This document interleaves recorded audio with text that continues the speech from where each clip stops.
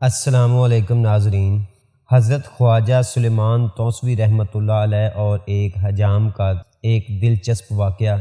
حضرت خواجہ سلیمان توسوی رحمۃ اللہ علیہ اپنے زمانہ مبارک میں ایک دن حجام سے اپنے سر مبارک کے بال اس طرح سے صاف کروا رہے تھے کہ حجام نے آدھے سر کے بال صاف کیے اور پھر اچانک سے زور زور سے رونے لگا۔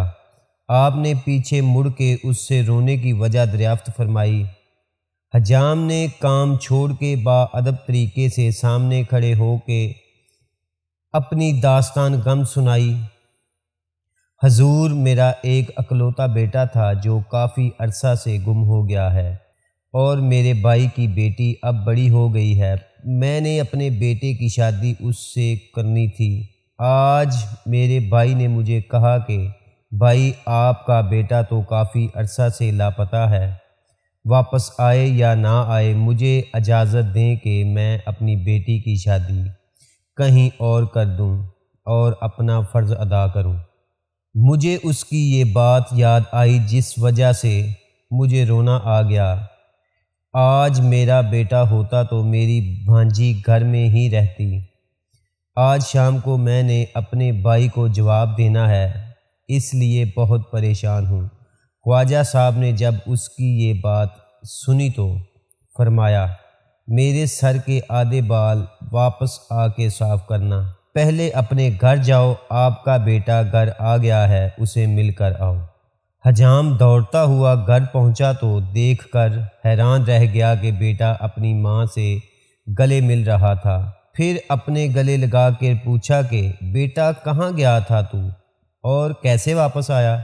بیٹے نے کہا، ابا جان، مجھے کچھ لوگوں نے پکڑ کر ہندوستان میں جا کر دلی میں ایک ہوٹل والے کے ہاتھوں بیچ دیا، اور مجھے گھر کا پتہ معلوم نہیں تھا کیونکہ اس وقت میں بہت چھوٹا تھا۔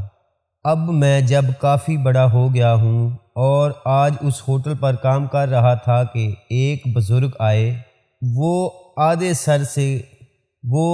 سر سے گنجے تھے اور آدھے سر کے ان کے بال تھے۔ اس نے آ کر مجھ سے کہا، بیٹا مجھے روٹی لا کر دو۔ میں نے اسے روٹی دی اور واپس مڑا تو پیچھے سے اس بزرگ نے آواز دی کہ بیٹا، روٹی بلی اٹھا کے لے گئی ہے، بھاگو اور اس سے روٹی لے لو۔ میں بلی کے پیچھے بھاگا تو مجھے بلی تو نہیں مل سکی۔ اب میں حیران ہوں کہ دلی سے اپنے گھر توسا میں کیسے پہنچا ہوں۔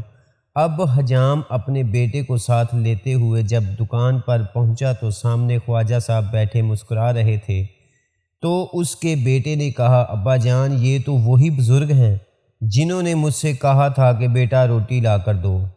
سبحان اللہ، الحمدللہ۔ نگاہ ولی میں وہ تصویر دکھتی ہے، بدلتی ہزاروں کی تقدیر دیکھی ہے۔